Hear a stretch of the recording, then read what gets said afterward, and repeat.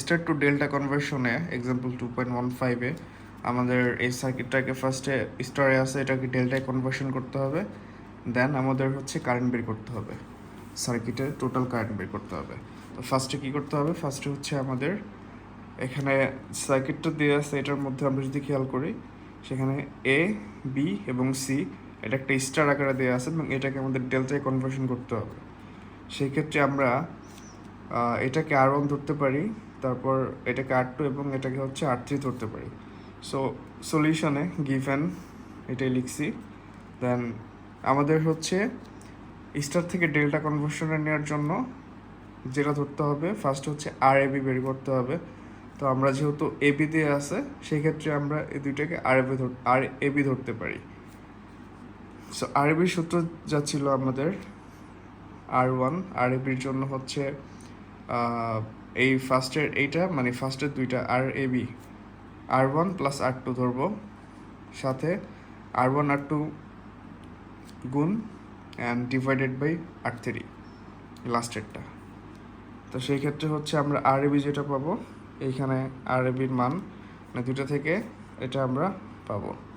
তারপর হচ্ছে সেম ওয়েতে বি এবং সি, যেহেতু এটা ডেল্টা ডেল আকারে হবে এভাবে এভাবে এবং এভাবে, সো সেক্ষেত্রে হচ্ছে বিসি আর বিসির ক্ষেত্রে হচ্ছে আমাদের এই R2 এবং R3 হচ্ছে যোগ করতে হবে এবং এরপর হচ্ছে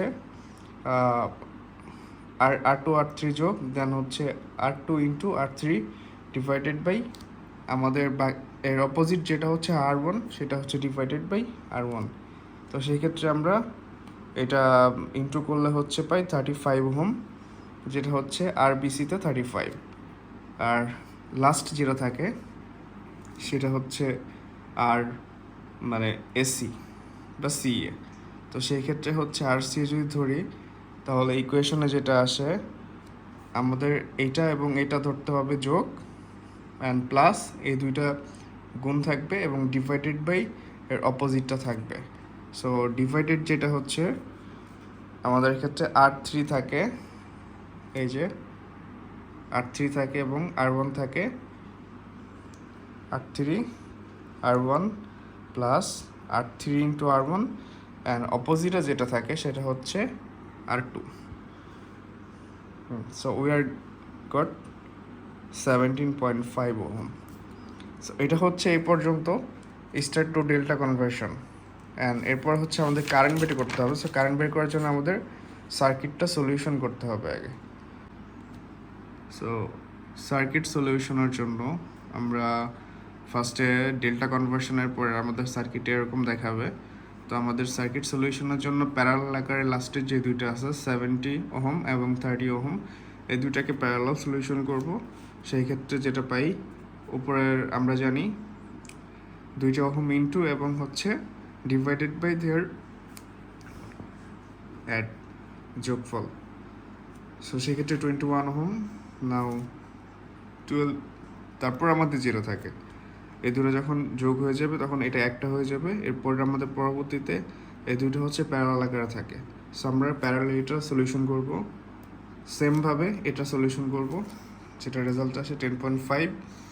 অ্যান্ড এই দুইটা সলিউশন করার পরে আমাদের যে সার্কিটটা যেরকম দেখাবে সেটা হচ্ছে এটা। সো এটা আমাদের এখন সিরিজ আকারে আছে, আমরা সিরিজভাবে এটা সলিউশন করে ফেলবো, জাস্ট যোগ করে দিব সিরিজ, আর কিছুই নেই। তারপরে এবং এরপর RAB বের হয়ে যাবে, কারণ এই দুইটা রেজাল্ট যেটা আসবে সেটার সাথে এটা প্যারালাল আকারে আছে। সো আমরা প্যারালাল এটা সলিউশন করে ফেলবো। দেন আমরা কারেন্টের ইকুয়েশন জানি I=V/R। সো ভি তো ছিল 120 ভোল্ট সার্কিটে ফার্স্টে, এবং আমরা রোধ যেটা পেয়েছি আর টোটাল আর এটা হচ্ছে 9.631, যেটা দিয়ে দিব। আমাদের রেজাল্ট আসে 12.458 অ্যাম্পিয়ার। এটা হচ্ছে অ্যান্সার।